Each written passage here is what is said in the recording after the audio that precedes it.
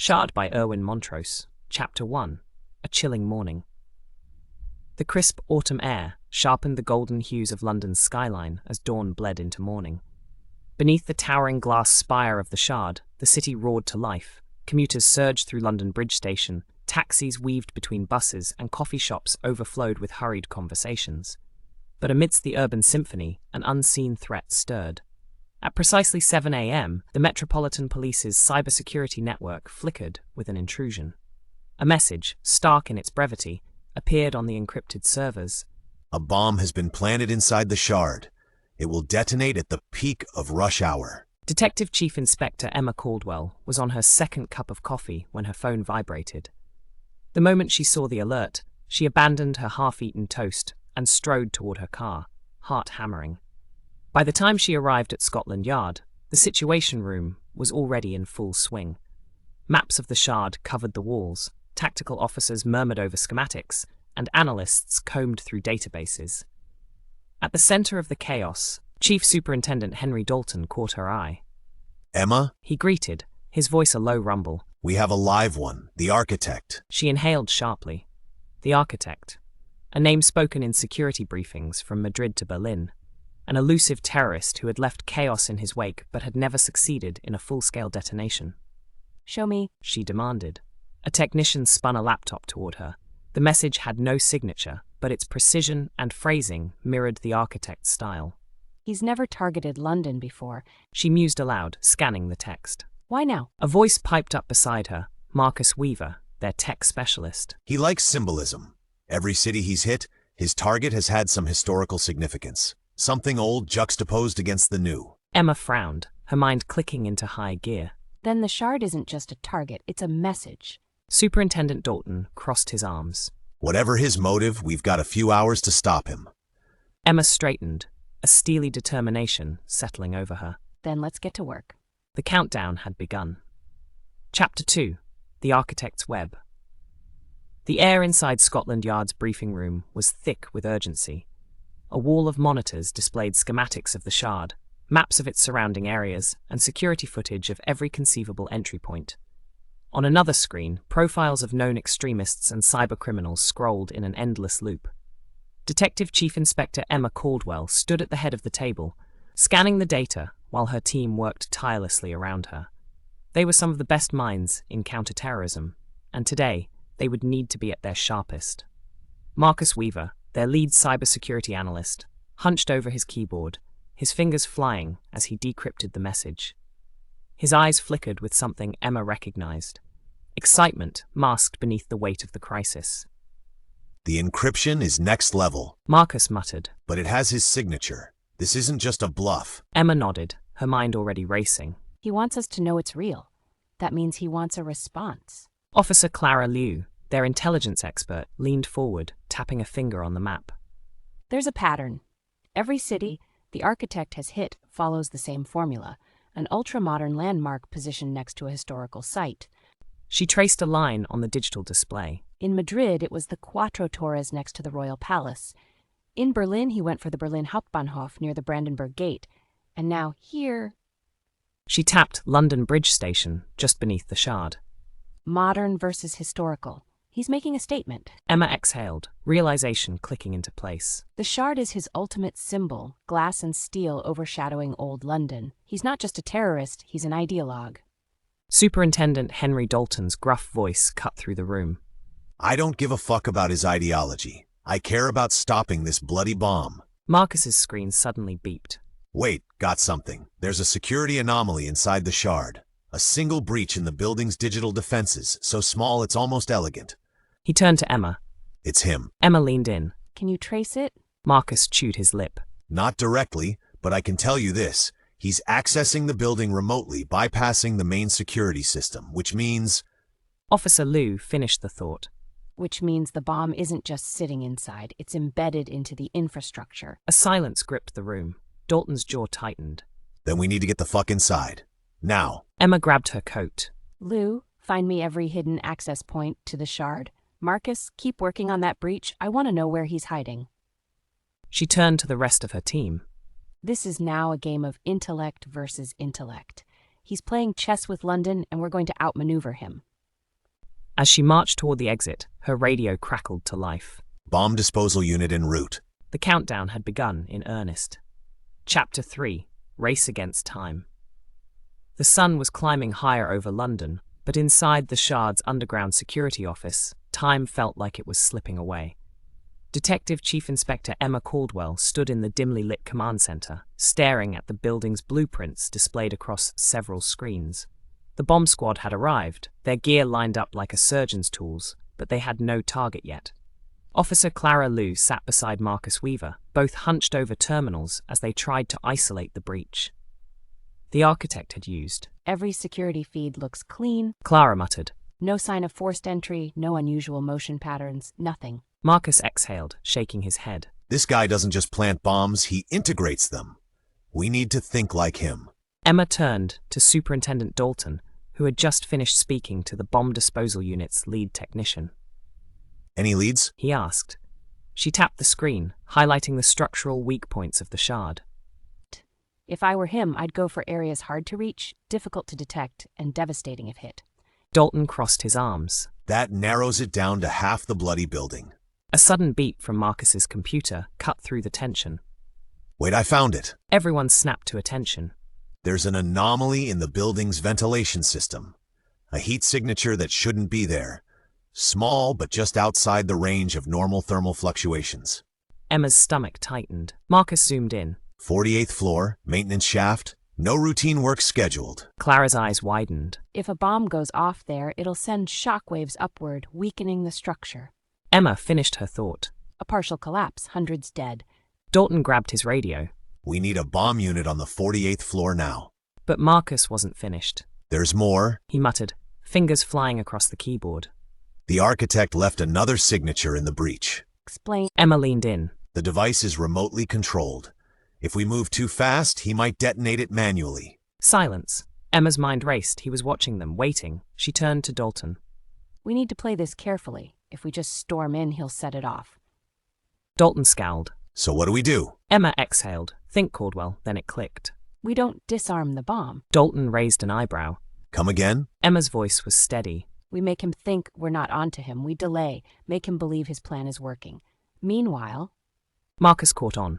We trace his remote signal. Find him before he can hit the switch. Dalton hesitated. That's a gamble. Emma's jaw clenched. So is walking into a trap. Dalton locked eyes with her, then gave a reluctant nod. But if this goes south, it's on you. Emma didn't blink. It won't. She turned to her team. Let's go hunting. Chapter 4: Beneath the Surface. The SHARD's 48th floor was eerily silent. The usual hum of air conditioning and distant office chatter was gone, replaced by the muffled footfalls of tactical boots against polished flooring. Detective Chief Inspector Emma Caldwell moved carefully, her heartbeat steady but sharp. Every step counted. Behind her, Officer Clara Liu carried a tablet, monitoring Marcus Weaver's live feed from the building's security system. The bomb squad was staged one floor below, waiting for the signal to move in. Emma raised a hand, signaling her team to halt. We're at the access point. She murmured into her earpiece. Marcus's voice crackled in response. Got it. The thermal signature is still stable. No movement. That meant one of two things. Either the bomb was already primed, or the architect was waiting. Clara tapped the screen. The anomaly is behind this panel. If it's a bomb, it's small but powerful. Emma exhaled and turned to Sergeant Dan Carter, the lead bomb technician. You're up? Carter knelt beside the maintenance panel, carefully unclipping it. The metal cover came away with a quiet snick, revealing a compact device no bigger than a shoebox. But it was the wiring that made Emma's stomach turn. The setup was sophisticated. Not just an explosive, this was a statement. The wires were deliberately arranged in a spiraling architectural pattern, looping like a blueprint. The architect was taunting them. Carter let out a slow breath. It's real. Military-grade plastic explosives wired to a remote trigger. If he's watching us, he could detonate it right now. Emma turned to Clara. Marcus? Marcus's voice came back, urgent. I'm working on it. The remote signal is moving. Emma stiffened. Moving where? Marcus's fingers clattered over his keyboard. It's bouncing through different relays, but I'm narrowing it down. Somewhere underground. Clara's eyes flicked to Emma. Could he be in the London Underground tunnels? Emma's mind raced. If the architect was beneath them, that changed everything. She turned to Carter. Can you jam the signal? He frowned. Jamming might trigger a failsafe. I can try spoofing it instead, make him think the bomb is still armed while we track him. Emma's jaw tightened, another gamble. Do it. Carter pulled out a small frequency modulator, connecting it to the device. The seconds ticked by, the tension thick as steel cables. Finally, Done. Marcus's voice came through, sharper now. And I've got him. He's not in the underground. He's in a forgotten sublevel beneath the shard. Emma's pulse spiked. The tunnels? Clara pulled up the schematics, pointing to a series of abandoned service corridors deep below the building. They date back to the original construction of London Bridge Station. Half of them were sealed off, but some might still be accessible. Emma straightened. We need to move now. Dalton's voice came through the comms. Are you saying the bastard is right beneath our feet? Emma grabbed her radio. And we're going to flush him out. Chapter 5. Into the Shadows. The underground corridors beneath the shard were suffocating. The air smelled of damp concrete and dust, and the dim emergency lighting barely illuminated the crumbling walls. Detective Chief Inspector Emma Caldwell led the way, her flashlight cutting through the darkness. Behind her, Clara Liu checked their route against the digital schematics, while Sergeant Dan Carter and his tactical team moved in formation, weapons raised. Somewhere ahead, the architect was waiting. Emma's earpiece crackled. Marcus, talk to me. His voice came back, strained but focused. I've locked onto his device. He's about 50 meters ahead, moving deeper into the tunnels. Emma frowned. Is he running? A pause then. No, he's waiting. The team moved cautiously through the corridor, their footsteps eerily muffled by the layers of dust. This place hadn't been touched in decades. Then Clara stopped short. Emma, look at this. She pointed to the walls, intricate markings carved into the stone. Not graffiti, but something more deliberate. Blueprints. Emma traced the patterns with her fingers. It's him. He planned this space, mapped it out. That means he knows this place better than we do. Emma clicked her radio. Dalton, we need reinforcements down here. The response was immediate. They're en route. Be careful. She took a slow breath, steadying herself. Then, she signaled for the team to move forward. The tunnel widened into a small chamber lined with rusted pipes and flickering industrial lights, and standing in the center waiting was a man. Tall, thin, dressed in black. His hands were clasped behind his back, his head tilted slightly, like he was admiring his own creation. Edward Mallory. The architect. Emma raised her weapon. Edward Mallory, you're under arrest. Mallory turned to face her, and in that moment, she understood. He wasn't afraid. He was exactly where he wanted to be. His lips curved into a slight smile. You're too late. Then he pressed a button. Emma's blood ran cold. Marcus's voice screamed over the radio. He triggered a failsafe. And then, the world shook. Chapter 6. Collapse. The underground chamber shuddered violently, sending dust and debris cascading from the ceiling. A deep, metallic groan echoed through the tunnels, as if the very bones of the shard were reacting to the shock. Detective Chief Inspector Emma Caldwell barely had time to register the architect's smirk before the first explosion ripped through the corridor behind them. Boom! The shockwave threw Emma forward, her body slamming against the cold, uneven ground. Around her, Clara Liu and Sergeant Carter hit the floor as the impact knocked the breath from their lungs. Sparks burst from the overhead lights. A section of the tunnel collapsed, sealing their only exit under tons of concrete and rubble. They were trapped. Emma's ears were ringing as she pushed herself onto her elbows, coughing against the thick dust in the air. Through the haze, she could see the architect, Edward Mallory, standing completely still, unfazed by the destruction. He was watching her, waiting. She struggled to her feet, her gun still clutched in one hand, and aimed it directly at him. What the fuck did you just do? She demanded, voice hoarse. Mallory's expression remained eerily calm. You misunderstand, Detective. I didn't detonate a bomb. Emma's mind raced. Then what had happened? Clara coughed beside her, checking the readings on her tablet. Emma, the explosion wasn't in the shard itself. It was beneath us. He's taking down the tunnels. Marcus's panicked voice crackled over the radio. Emma, you need to move. That wasn't a full detonation. He's collapsing this section in a chain reaction. Mallory gave a slow nod, almost approvingly. This place, he gestured to the crumbling walls, was buried long before the shard rose above it. What better way to erase history than by letting the weight of the future crush it? Another boom rumbled through the tunnels, this one closer. Emma steadied herself, eyes narrowing. You planned this escape route, didn't you? Mallory's lips curved slightly. Of course, I design things, Detective. I build and sometimes I dismantle. The ground beneath them lurched. Emma's gut twisted. They had minutes, maybe less, before the entire tunnel collapsed. Carter, Lou, we need an exit now. Clara's hands flew across her tablet, searching for any surviving passages.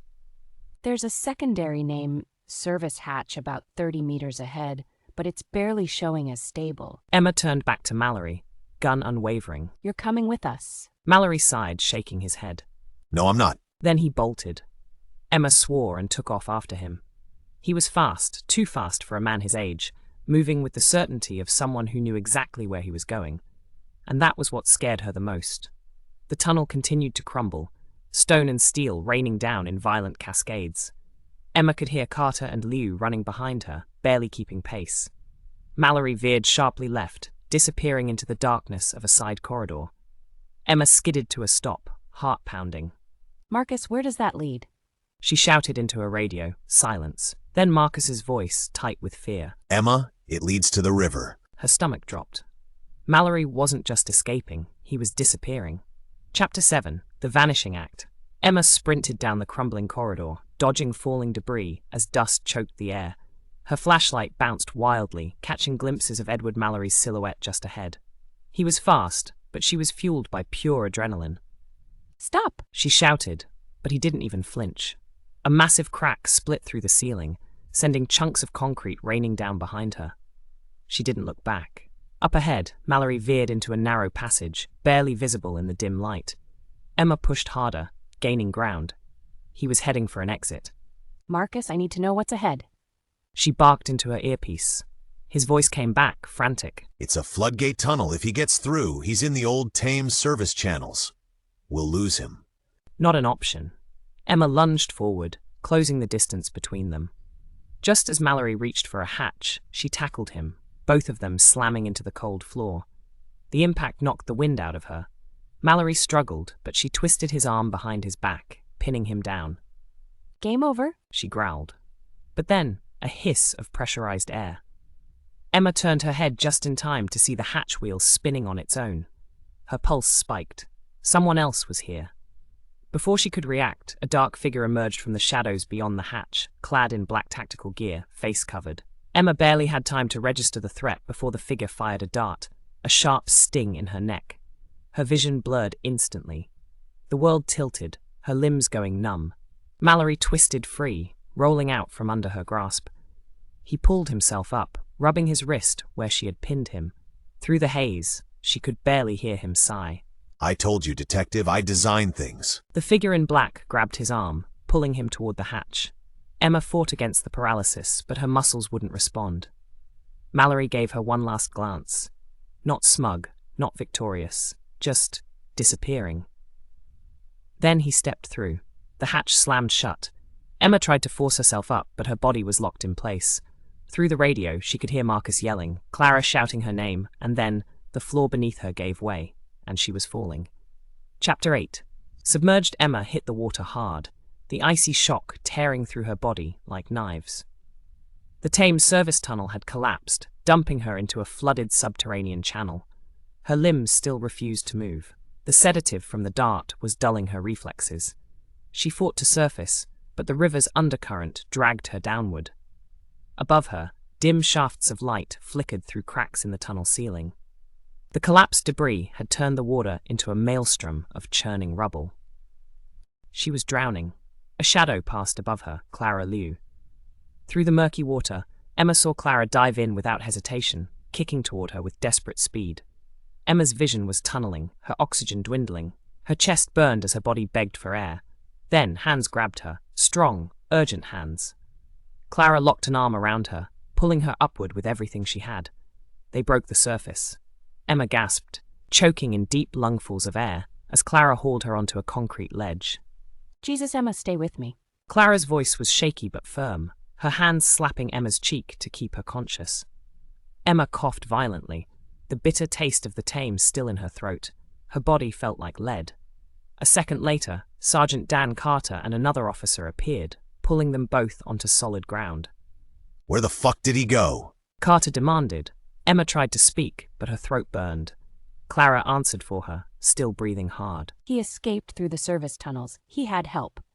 Carter cursed, scanning the darkness. That means this wasn't a solo operation. Emma forced herself upright, her head still spinning. The sedative was wearing off, but too slowly. Mallory was gone, and someone else had ensured his escape. She reached for her radio, her voice hoarse but resolute. Marcus, tell me you got something. Marcus's voice crackled back, grim. Negative. Whatever tunnel he used to exit, it's untraceable. No cameras, no electronic markers. A ghost exit. Emma slammed her fist against the concrete, frustration surging through her veins. They had him. They had him. And now, Mallory was disappearing into the veins of the city, and they had no idea where he'd surface next. Clara put a hand on her shoulder. Emma, we'll find him. Emma's jaw tightened. We don't have a choice. Chapter 9. The hunt begins. Back at Scotland Yard, the operations room buzzed with frustrated urgency. Maps of London's underground network were pinned to every available surface, and digital displays flickered with live surveillance feeds, but none of them showed Edward Mallory. Detective Chief Inspector Emma Caldwell sat at the head of the briefing table, still damp from the Thames, her muscles sore, her jaw tight. She was angry.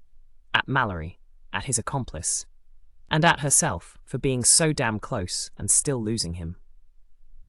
Across the table, Marcus pounded his keyboard, eyes scanning the raw data from the SHARD security breach. Clara Lou studied historical records, trying to find any clue as to where Mallory might be heading next. Superintendent Henry Dalton entered the room, arms crossed. Tell me you've got something. Emma exhaled, gripping the edge of the table. We know he escaped through an unmapped tunnel, but there are too many potential exits. Dalton frowned. And his accomplice? Marcus finally looked up, his face pale. That's where it gets worse. Emma's stomach tightened. What do you mean? Marcus turned his screen toward them. I ran facial recognition on the figure in black who pulled Mallory out. The system got a hit, but not from our records. Clara leaned in. Where from? Piercing eyes, a face sharp with intelligence and cold precision. And next to her image, a name, Isabella Graves. Emma felt the name like a gut punch. Isabella Graves? You mean... Emma nodded slowly. The ex-MI5 agent. Silence settled over the room. Superintendent Dalton's expression darkened. This just got a lot worse. Emma's mind raced. Graves wasn't just an operative. She was one of the most skilled intelligence officers MI5 had ever trained. And now, she was off the grid. A ghost, just like Mallory. Emma's voice was quiet but sharp. We're not just hunting the architect anymore. She locked eyes with her team. We're hunting the woman who built his escape. Chapter 10. Ghosts in the Shadows. The weight of Isabella Graves' name hung over the room like a storm cloud. Detective Chief Inspector Emma Caldwell pushed back from the table, her mind already racing. Mallory's escape wasn't just well planned, it was orchestrated by someone who knew exactly how to disappear.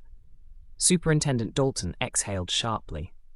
Isabella Graves has been off the grid for 5 years. If she's resurfaced, we need to know why. Emma looked to Clara Liu, who was already scanning MI5's classified files. What do we have on her last known movements? Clara's fingers danced across the keys. She disappeared in 2019 after a failed counterintelligence op in Moscow. MI5 scrubbed her files, said she went rogue. Marcus let out a low whistle. And now she's in London, breaking out terrorists? Emma leaned forward, her pulse steady but sharp. She wasn't just breaking him out, she was waiting for him. Dalton frowned. Meaning? Emma's jaw tightened. Meaning Mallory and Graves have been working together for longer than we thought. A tense silence settled over the room. Then, Marcus suddenly froze, eyes locked on his screen. Wait, I just got a hit on an old MI5 tracker. Emma straightened. Explain. Marcus's voice was urgent. Before Graves vanished, she was issued a series of burner devices. One of them just pinged. In London. Dalton stepped closer. Where? Marcus swallowed. Docklands, near an abandoned shipyard. Emma's pulse kicked up. They're staging something. Clara nodded. A shipyard would be the perfect place to move contraband or disappear overseas. Dalton didn't hesitate. Take a team and move in. Emma grabbed her coat. This time, She said, eyes burning with resolve. we end it. Chapter 11. The Docklands Trap. The blacked-out SUVs sped through the rain-slicked streets of London, blue lights flashing as they cut across the city toward Docklands. Emma sat in the lead vehicle, her grip tight on the edge of her seat. This was it. If Marcus was right, Mallory and Graves were somewhere inside that shipyard. Sergeant Dan Carter checked his rifle beside her. Tactical units are ready. We breach on your go. Emma gave a tight nod, eyes locked on the looming cranes and rusted shipping containers up ahead. They couldn't let them escape again. The convoy skidded to a halt at the perimeter. Officers fanned out, weapons drawn, the stormy night adding an eerie backdrop to the operation. Marcus's voice crackled over comms. I'm picking up movement inside the main warehouse. Emma signaled her team forward. Go silent, we move fast. They split into two teams, sweeping through the maze of containers. Emma's heart pounded as they reached the warehouse doors. Carter readied the breaching charge. 2-1. Boom! The doors blew inward and chaos erupted. Gunfire lit up the darkness. Emma dropped low, returning fire as figures in black tactical gear rushed to escape. Graves' people. Emma saw a flash of movement near the back. Mallory and Graves. They were running. Emma took off after them, dodging between crates, her boots pounding against metal walkways. Graves glanced back, her cold, calculating eyes locking onto Emma. Then she smiled and hit the detonator. The warehouse erupted. Flames ripped through the structure, knocking Emma to the ground as fire and debris rained from above. Through the smoke, she saw it, a black speedboat, already tearing away from the dock. Mallory and Graves were escaping. Emma pushed herself up, coughing, heart racing. Carter ran up beside her. They're getting away. She yanked her radio. Marcus, track that boat. Then Marcus's voice, grim. They're gone. The speedboat had disappeared into the black waters of the Thames. Mallory and Graves had vanished. Again. Chapter 12. Vanishing Point. The flames crackled behind her as Emma stood at the edge of the dock, staring into the black void of the Thames. Her radio crackled. Emma? Marcus's voice was hesitant, as if he already knew the answer to his own question. She exhaled slowly, fists clenching at her sides. They're gone. Superintendent Dalton's voice cut in, sharp. Tell me you have something. Emma glanced around. The dockyard was in ruins. Flames still flickered from the remains of the warehouse. Tactical teams were securing the remaining mercenaries, and ambulances were already arriving to treat the injured. But Mallory and Graves? Ghosts. Clara jogged up, tablet in hand. Marcus is still trying to track the boat, but it had a cloaking signal. No GPS, no comms. She exhaled, frustrated. It's like they just disappeared. Emma knew better. No one disappeared. Not forever. She turned to Marcus, who was coming through on the radio again. They had an escape plan, Emma. The speedboat probably led to a cargo freighter or another vessel. If they went offshore, they could be anywhere. Dalton's voice remained steady but low with warning. We can't afford to lose them. We need to rethink our approach. Emma inhaled deeply. The rage in her chest simmered beneath the surface. We're not out of options yet. Dalton sighed. Then tell me what the hell we do now. Emma turned back toward the burning warehouse, her mind working through every single clue they'd gathered. Then it clicked.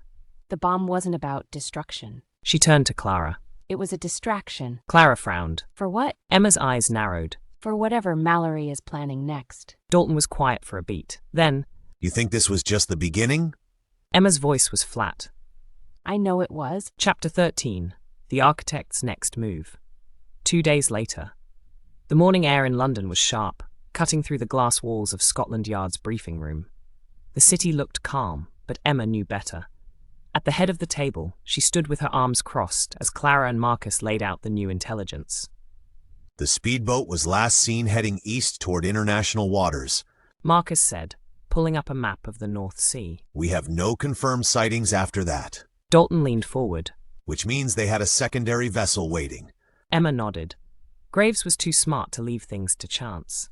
Clara pulled up another screen. While Marcus was tracking their escape, I ran financial traces on Mallory. She tapped a highlighted transaction. He recently withdrew £5 million from an offshore account. Dalton let out a low whistle. That's not running money, that's funding. Emma's mind raced. 5 million. The precision of the escape. Graves reappearing after years in hiding. This wasn't just about the SHARD. She looked at the timeline, at every attack Mallory had orchestrated before. Then her blood ran cold. Clara caught the shift in her expression. Emma? Emma grabbed the marker and circled the locations of all of Mallory's past failed attacks. Madrid, Berlin, now London. They weren't just random targets. They were all test runs. Her hand tightened around the marker. He's not finished. Dalton frowned. Then what's next? Emma turned back to the map. Mallory wasn't running. He was preparing for something bigger, something global.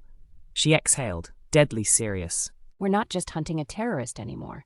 She looked up, meeting Dalton's gaze. We're hunting a man designing a catastrophe. Chapter 14. The Blueprint for Chaos.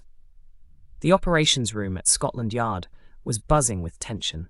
Screens flashed with satellite images, financial trails, and intelligence reports, but none of it gave Emma what she needed, Mallory's next target. She paced the room, eyes flicking between the evidence on display.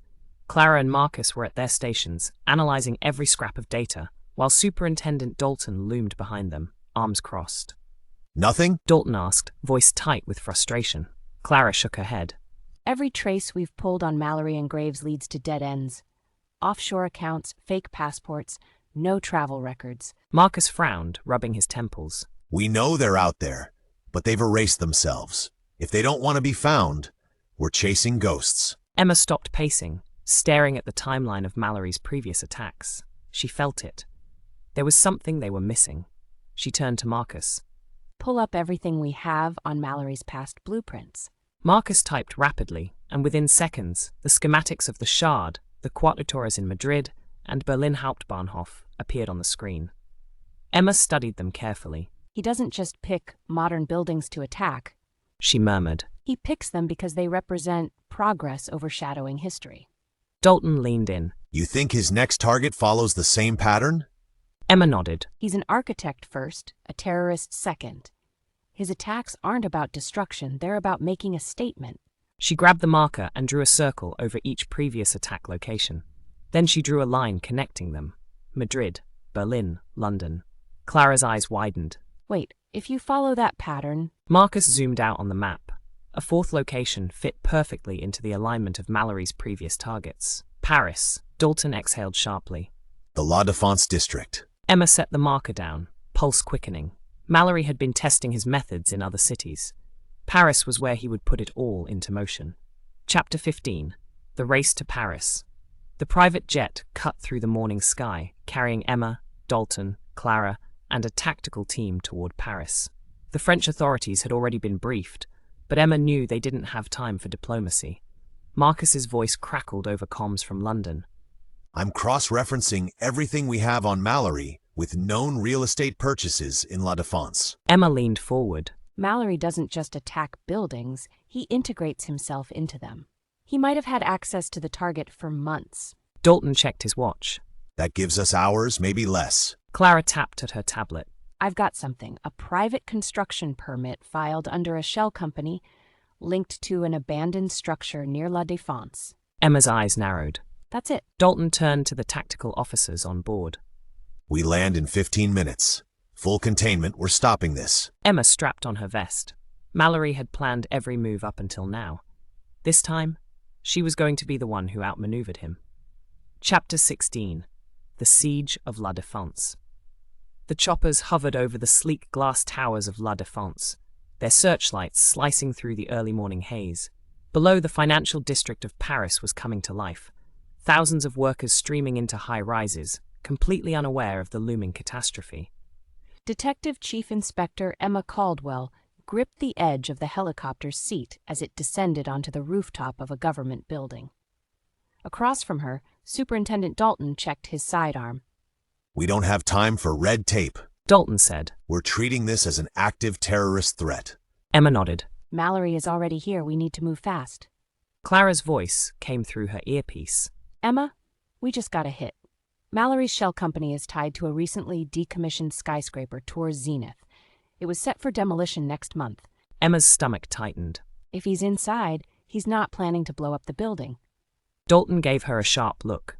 Then what's the target? Emma thought fast. He doesn't destroy, he redesigns. She turned to Marcus, who was still coordinating from London. Pull blueprints for Tour Zenith? Tell me what it's close to. Seconds later, his voice crackled back. Emma, you're not going to like this. A digital map popped up on Clara's tablet. Tour Zenith was less than 500 meters from the Grand Archie, and directly below it, a metro line carrying over 500,000 commuters a day. Dalton cursed under his breath. Clara's face paled. If If Mallory has rigged that building, he's not just collapsing it, he's sending it straight into the metro tunnels. Emma clenched her jaw. A full-scale catastrophe. She grabbed her radio. We need to evacuate the metro immediately. Shut down all trains passing through La Défense. Dalton turned to the French tactical commander. We need snipers on every high vantage point and a full perimeter lockdown. Mallory is not getting out. The commander gave a sharp nod and switched to French. Tout, personne ne sort de ce district. Lock everything down. No one leaves this district. Emma pulled her sidearm. They had minutes before Mallory's masterpiece of destruction went live, and she was going in. Chapter 17. Entering the Architect's Lair. The breach team stacked against the entrance of Tour Zenith, the once thriving office tower, now an abandoned shell. Its hollow windows gaped like eyes, a forgotten relic of the city's past. Emma checked her radio. Marcus, any heat signatures? Marcus replied. 304? They're on the upper floors. But Emma, something's wrong. What? Marcus hesitated. They're not moving. Emma exchanged a glance with Dalton. A trap. Dalton gave the signal. Move in. The tactical team breached the door, sweeping inside. Darkness, dust, the eerie silence of a building that had been long abandoned. Emma advanced, her weapon steady, her heartbeat hammering. Then a voice crackled over the building's intercom. Smooth, amused. Mallory. Detective Caldwell. I was hoping you'd come. Emma froze. Clara whispered. He's been expecting us. Mallory continued, his voice carrying through the empty skyscraper. I admire your persistence, really. But I wonder, do you ever feel like you're always one step behind? Emma's grip tightened. Where is he? Marcus's voice came through her earpiece. Emma, I've got movement, rooftop. Dalton nodded to Carter. We're taking the stairs. Emma led the charge, boots pounding against the concrete steps as they ascended. Mallory was up there, waiting, and she was going to end this. Chapter 18. The Rooftop Standoff. The rooftop was windy and exposed, the skyline of Paris stretching in every direction. And standing at the edge, back turned to them, was Edward Mallory.